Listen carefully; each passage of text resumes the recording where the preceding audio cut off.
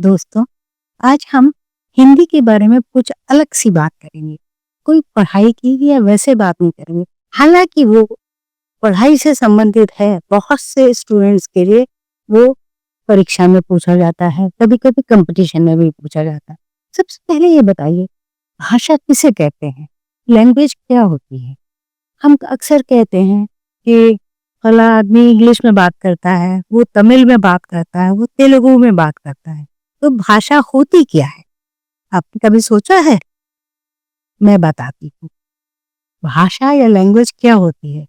जो हम अपने बातों को, अपने मन के भावों को, जो हम प्रकट करते हैं शब्दों के रूप में, उसे हम भाषा कहते हैं।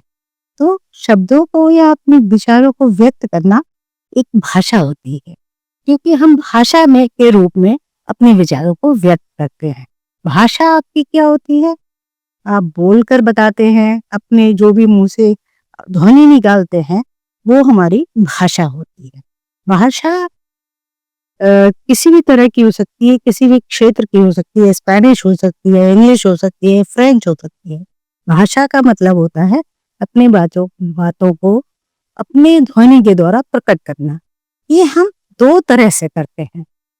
एक होता है लिखित रूप में और दूसरा होता है मौखिक रूप में। तो भाषा दो तरह की हुई, लिखित भाषा और मौखिक भाषा।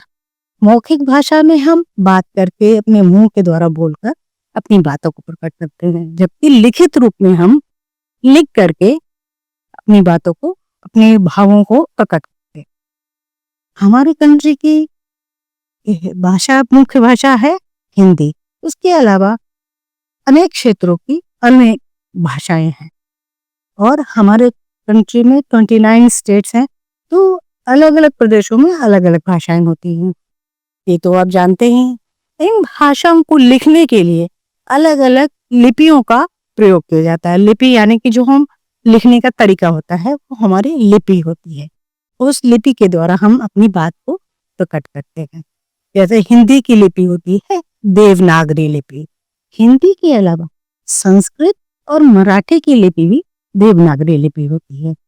इसके अलावा उर्दू की लिपि होती है फारसी लिपि। अंग्रेजी की लिपि होती है रोमन लिपि। पंजाबी की लिपि होती है गुरमुखी लिपि। इसी तरह हर भाषा की अलग अलग लिपियां होती हैं।